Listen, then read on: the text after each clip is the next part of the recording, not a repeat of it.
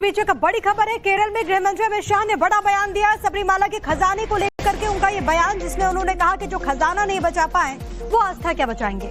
हमारा मकसद केरल में सरकार बनाना, ये उनकी तरफ से कहा गया। तो केंद्रीय गृह मंत्री अमित शाह का ये दौरा जिसमें उन्होंने जोरदार हमला बोला है।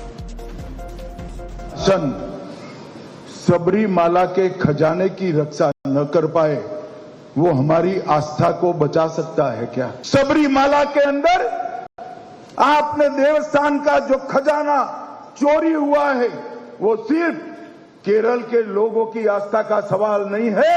पूरे देश के लोग बड़ी शंका के साथ आपको देख रहे हैं। जिस प्रकार से एफआईआर ड्राफ्ट की गई है उसी में ही दोषियों को बचाने का वायरस डाला हुआ है। आज मैं भारतीय जनता पार्टी की ओर से, ये पूरे सम्मेलन की ओर से, चुने हुए प्रतिनिधियों की ओर से केरल के मुख्यमंत्री के सामने मांग करना चाहता हूं कि ये जांच को एक न्यूट्रल एजेंसी को आप स्वयं ही सौंप दें। जब तक न्यूट्रल एजेंसी जांच नहीं सौंपी जाएगी, भारतीय जनता पार्टी केरल के हर गांव में इसके लिए आंदोलन करेगी, जन जागृति का काम करेगी।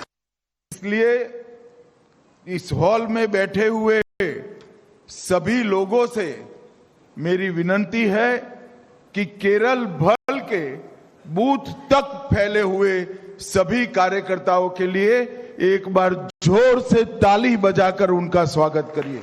मित्रों, ये विजय हमारा लक्ष्य नहीं है, लक्ष्य तक पहुंचने का एक पड़ाव है। हमारा अंतिम लक्ष्य है कमल निशान की केरल में सरकार बनाना, भाजपा का मुख्यमंत्री लाना।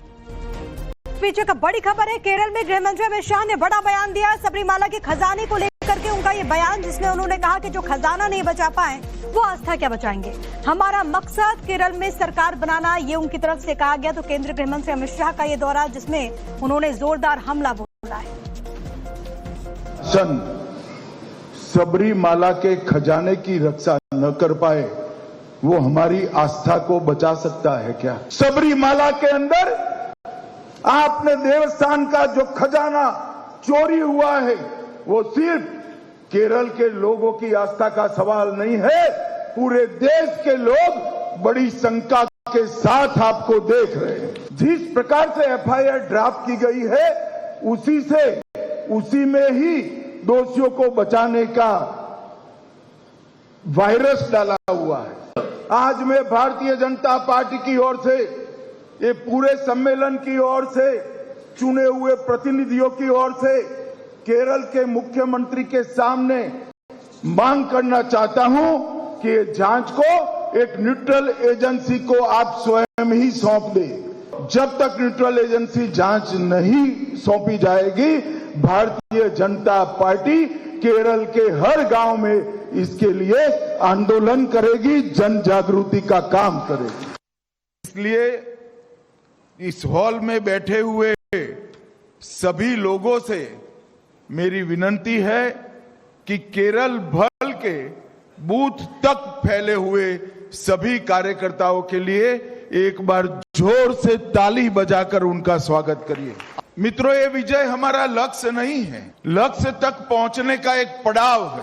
हमारा अंतिम लक्ष्य है कमल निशान की केरल में सरकार बनाना, भाजपा का मुख्यमंत्री लाना।